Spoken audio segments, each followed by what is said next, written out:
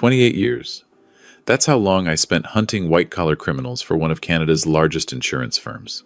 I've tracked embezzlers through offshore accounts in the Caymans, caught executives cooking books with schemes so elaborate they needed flowcharts, and testified in court cases that made national news. My name is Russell Harmon, and I was damn good at my job. I retired 3 years ago with commendations, a solid pension, and the quiet satisfaction of knowing I'd helped put away some of the country's most sophisticated fraudsters. What I didn't know was that all those years of expertise, all that training in spotting deception and following money trails, would mean absolutely nothing when it came to seeing what was happening in my own home. Because the person betraying me wasn't some faceless criminal in a boardroom. It was Celeste, my wife of 22 years.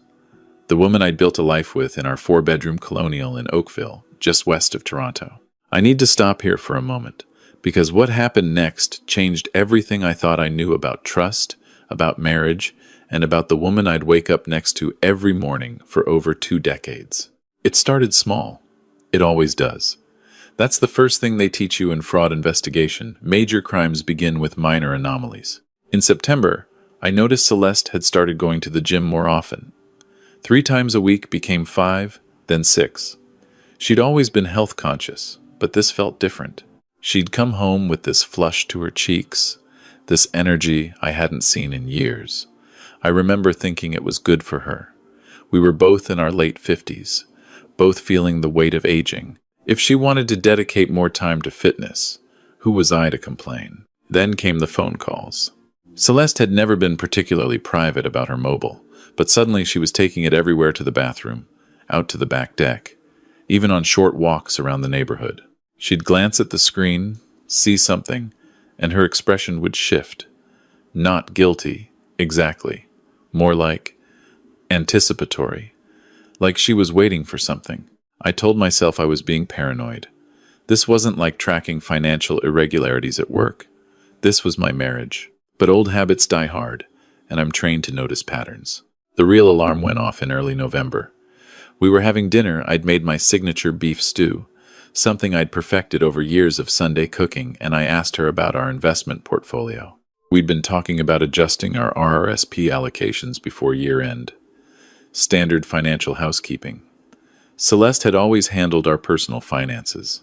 She was meticulous about it, had a background in administrative work, and frankly, I was happy to let her manage the day-to-day money matters while I focused on my career. "Oh, I've been meaning to talk to you about that," she said, not meeting my eyes.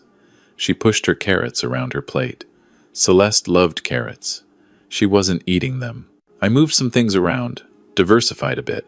Diversified how? Just into some different funds. Higher yield opportunities. I've been working with a new financial advisor. 28 years of investigating fraud taught me to recognize when someone's story doesn't add up. What advisor? We've been with Manulife for 15 years. Someone new. Someone who specializes in alternative investments for retirees. The way she said it, too rehearsed, too careful, made something cold settle in my stomach. But I didn't push. Not then. Instead, I filed it away. The way I would any piece of evidence that didn't quite fit. 2 weeks later, I found the receipt. Celeste had asked me to grab her jacket from the front closet. She was heading out to meet a friend, or so she said. When I pulled out her favorite camel hair coat, a piece of paper fluttered out of the pocket. It was a receipt from Tiffany & Co. at Yorkdale Mall, dated 3 days earlier. $847.50 for a men's leather wallet. I stood there in our foyer, staring at that slip of paper. My birthday wasn't for another 6 months. Our anniversary had passed in August. There was no reason for Celeste to be buying an expensive men's wallet, unless it wasn't for me. That night, after she'd gone to bed, I did something I'd never done in 22 years of marriage. I opened her laptop. I know what you're thinking. Invasion of privacy, violation of trust, all the things I would have agreed with a month earlier. But I'd spent nearly 3 decades following money trails, and every instinct I had was screaming that something was wrong. When you've seen enough financial fraud, you learn that the biggest mistakes happen when people ignore the warning signs. Her email was open. She'd never logged out. I started scrolling. The first few dozen messages were normal. Book club updates, emails from her sister in Vancouver, promotional content from Lululemon and Indigo. Then I found them. The messages that made my hands start shaking. They were from someone named Dominic Blackwell. The earliest one I could find was from 8 months ago, March. The subject line read, "Following up from our meeting at Oakville Town Center." I opened it, read it, then read it again. Celeste, it was wonderful to meet you yesterday. I don't often encounter someone who truly understands the potential of strategic portfolio diversification. Your insights about risk management were remarkably sophisticated. I'd love to continue our conversation over coffee. Perhaps we could discuss how my firm might help you maximize your retirement planning. Looking forward to hearing from you. Best, Dominic. Professional, polite, completely innocuous, except for one thing. Celeste had never mentioned meeting anyone at the town center, had never mentioned a Dominic Blackwell. I kept reading. The emails became more frequent through April and May, still professional, but increasingly personal. Dominic would mention details about Celeste's life, her love of gardening, her frustration with our daughter Emily not calling enough, her concerns about aging, things she'd told him, things she'd shared with this stranger instead of me. By June, the tone had shifted. I can't stop thinking about our lunch yesterday. You were radiant. July. Every moment away from you feels like wasted time. August. You deserve so much more than what you have. Let me show you what life could be.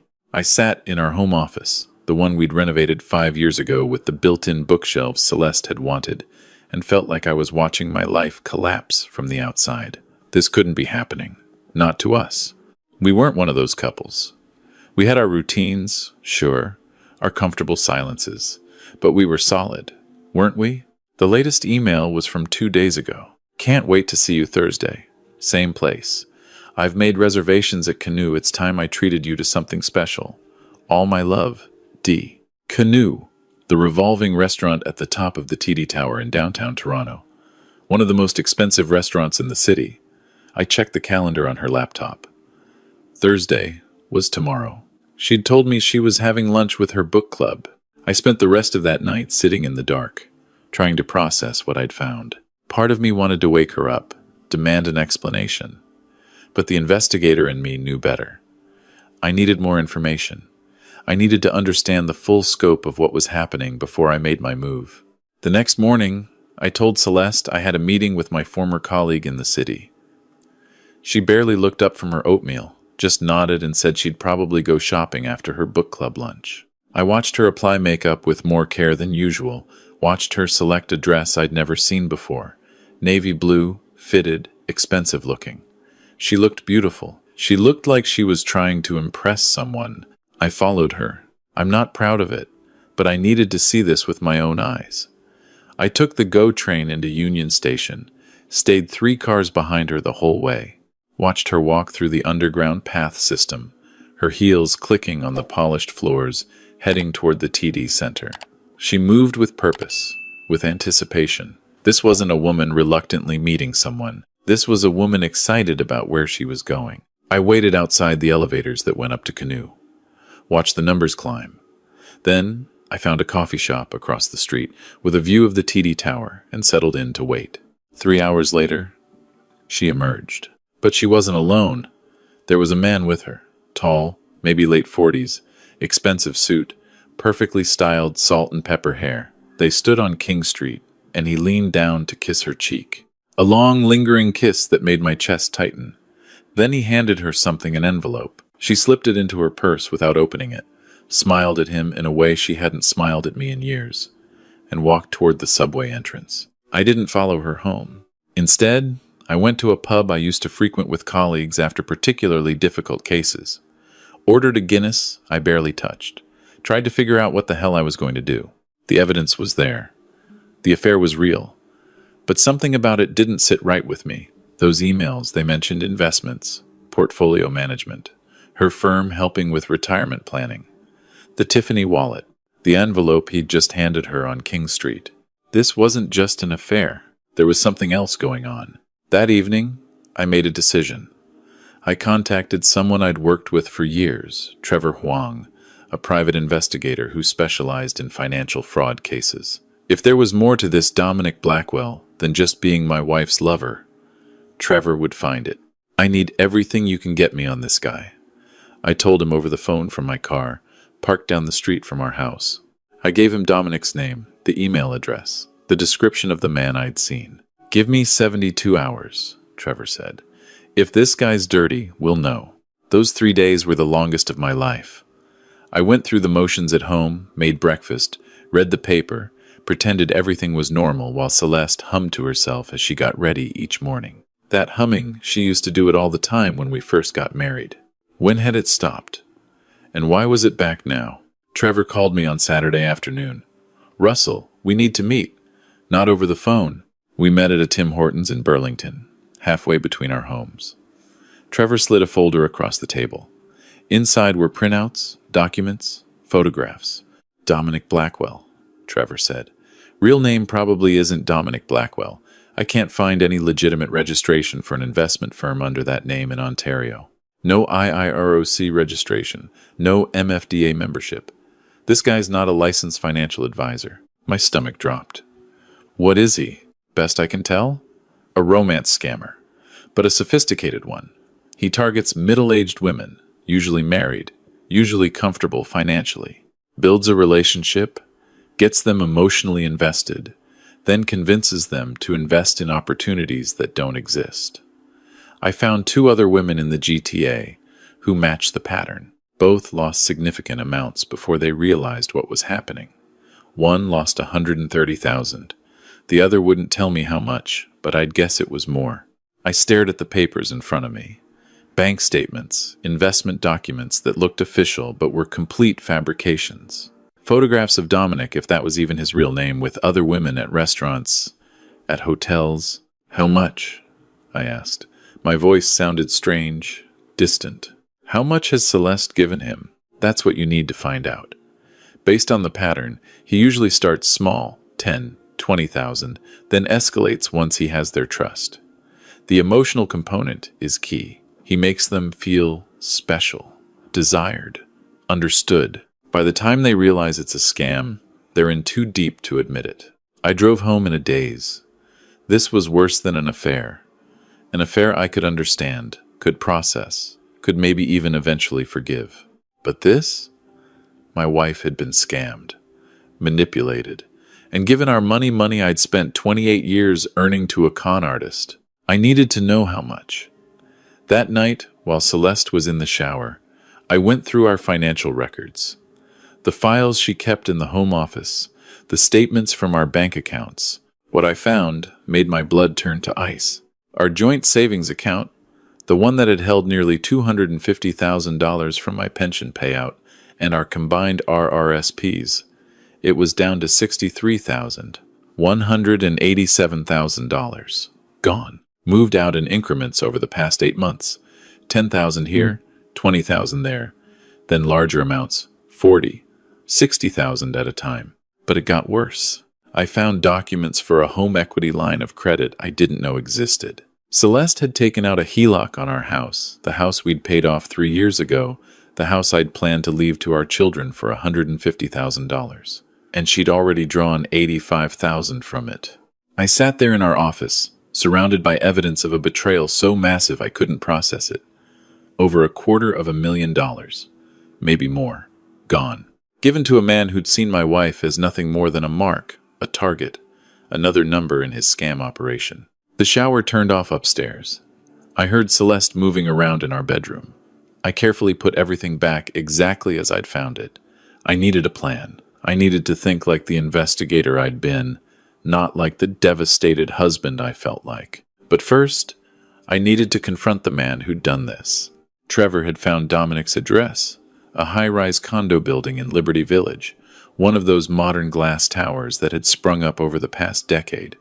Expensive. The kind of place you could afford if you were regularly stealing 6 figures from vulnerable women. I didn't tell Celeste where I was going. On Monday morning, I told her I was meeting an old colleague about a potential consulting opportunity. She smiled, kissed me on the cheek, a perfunctory gesture we'd fallen into over the years, and said she hoped it went well.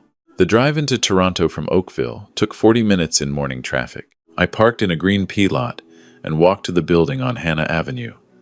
It was just past 9 in the morning. I'd timed it deliberately late enough that he'd probably be awake, early enough that Celeste wouldn't be with him. The lobby was all polished concrete and modern art. There was a concierge desk, but I walked past it with the confidence of someone who belonged there.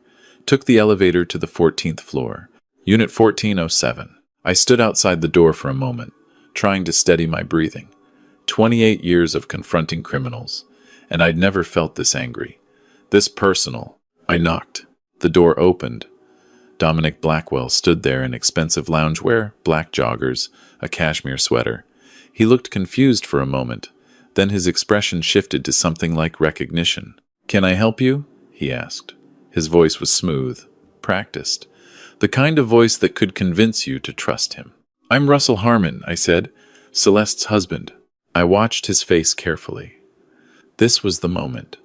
In my years investigating fraud, I'd learned that the truly skilled con artists don't panic when confronted. They adjust. Dominic's expression shifted to concern, but it felt rehearsed. "Mr. Harmon, I think you should come in. We need to talk." That surprised me. I'd expected denial, maybe even a door slammed in my face. Instead, he stepped back and gestured for me to enter. The condo was immaculate. Floor-to-ceiling windows overlooked the city. Expensive furniture, original artwork on the walls. A bar cart stocked with premium liquor. This was what my money had paid for. Mine and however many other women he'd scammed. "Your wife has spoken about you," Dominic said, closing the door behind me. I knew this conversation would happen eventually. "Can I offer you a drink?" "I don't want a drink. I want to know how much you've stolen from us." He sighed, moved to the window, looked out at the Toronto skyline. "Stolen is such an ugly word. Your wife made investments. Willingly. Enthusiastically. Actually." "Investments in what? Companies that don't exist? Opportunities you fabricated?" "Mr. Harmon, I'm going to be honest with you, because I think you deserve that much. Yes, I'm not a licensed investment advisor. Yes, the opportunities I presented to Celeste were overstated. But she wanted to believe in them. She wanted something to be excited about." The casual way he said it made rage surge through me. "You manipulated her. You made her think you cared about her." "Did I?" He turned to face me. "Or did I simply give her attention she wasn't getting elsewhere? When's the last time you looked at your wife the way I do? When's the last time you made her feel desired?" I wanted to hit him. My hands clenched into fists, but I'd spent too many years in controlled, professional environments to lose it now. "How much?" I repeated. "You'd have to ask Celeste. I don't keep track of individual investor contributions." "Investor contributions," I said bitterly. "You're a con artist, a thief. I'm an entrepreneur who provides a service. Your wife paid for my time, my attention, my companionship. If she chose to also invest in business opportunities I presented, that was her decision. She's not the only one, is she? There are others." That made him pause. His expression hardened slightly. "You've been doing research." "Of course you have. You were an investigator, weren't you? Celeste mentioned that. She said you were very good at finding things people wanted to hide. I'm very good at putting criminals in prison. Then I suppose we'll see how good you are." He walked to a side table, picked up a business card, and handed it to me. "This is my lawyer. Very expensive, very effective. If you want to pursue this legally, be my guest. But I should warn you, it's your wife who made the transfers. It's her signature on all the documents. And she'll have to admit to everyone, your family, your friends, the courts, that she willingly gave me that money. Are you prepared for that kind of scrutiny?" I looked down at the business card. Thornton Burke, a name I recognized. One of Toronto's top defense attorneys. This bastard had planned for this moment. "One more thing," Dominic said. "When you talk to Celeste about this, you might want to ask her why she really did it. It wasn't just about the money, and it wasn't just about me. Your wife has wanted out of your marriage for a long time, Mr. Harmon. I just gave her an excuse to start pulling away." I left without another word, took the elevator down, walked out into the cold December morning. My mind was reeling. The confrontation hadn't gone the way I'd expected. He'd been too calm, too prepared. And that final comment that Celeste had wanted out for a long time, I couldn't stop thinking about it. I called Trevor from my car. I need you to document everything about this guy. Every other victim you can find, every fake investment, every piece of evidence that he's running a systematic fraud operation. I need an airtight case. Russell, the police. The police will take months, maybe years. And he's right legally. Celeste willingly transferred the money. But if I can prove he's part of a larger criminal enterprise, if I can show a pattern of deliberate fraud, we might have a chance. I drove home. Celeste's car was in the driveway. I found her in the kitchen, making tea. She looked up when I walked in, smiled that same distant smile I'd become so accustomed to. How was your meeting? There was no meeting, I said. I went to see Dominic Blackwell. The color drained from her face. Her hand, holding the kettle, started to shake. She set it down carefully on the counter. Russell, how much, Celeste? How much have you given him? She closed her eyes. 30 seconds passed. Then she opened them, and I saw something I'd never seen before in my wife's face defeat. I don't know exactly.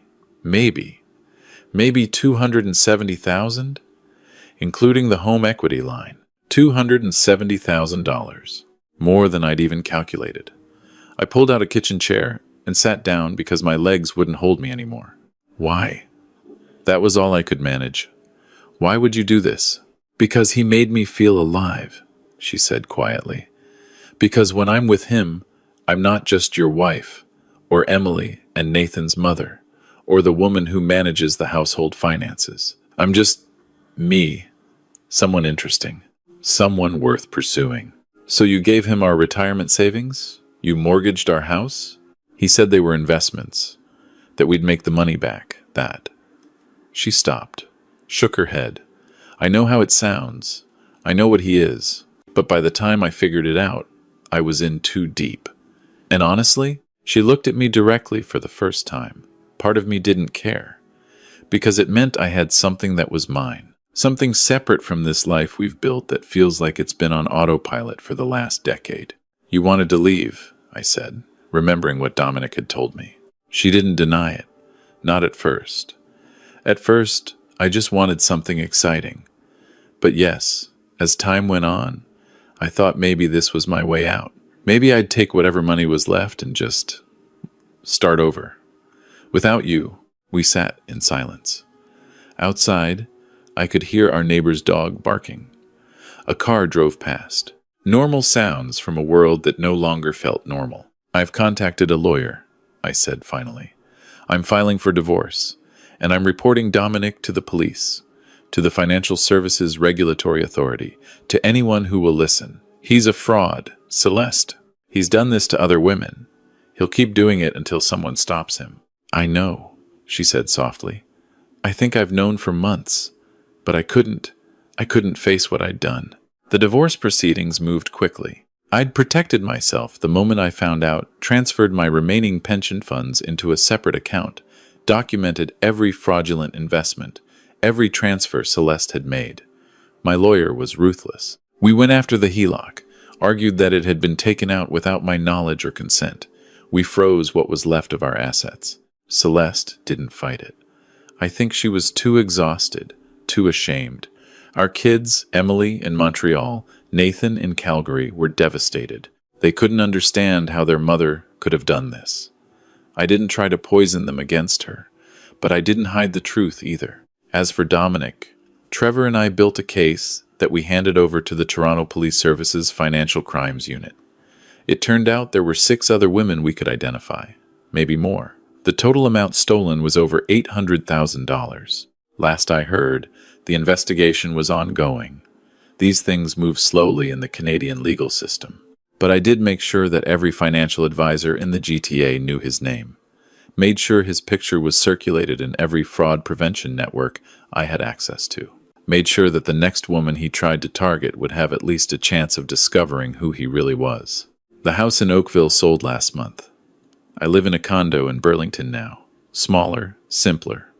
I got back about 40% of what we'd lost through the divorce settlement and the sale. Not enough to retire as comfortably as I'd planned, but enough to survive. Celeste moved in with her sister in Vancouver.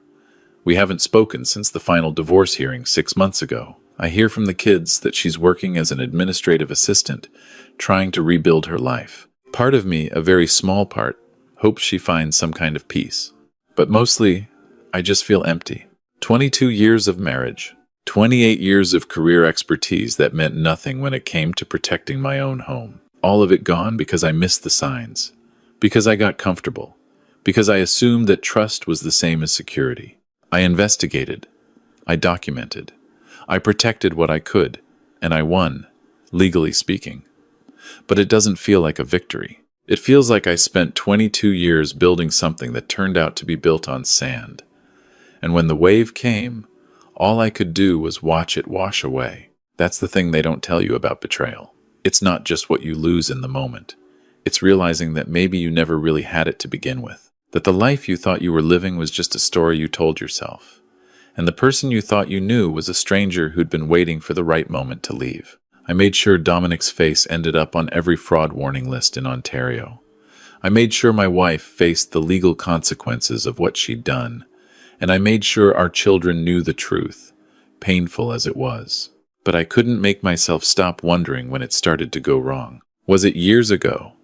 Had Celeste been unhappy the whole time, just waiting for someone like Dominic to give her permission to destroy what we'd built? Or was it more recent, a slow drift that neither of us noticed until it was too late? I'll never know. And maybe that's the worst part of all. Not the money, not even the betrayal, but the fact that I spent 22 years sleeping next to someone, and I never saw it coming.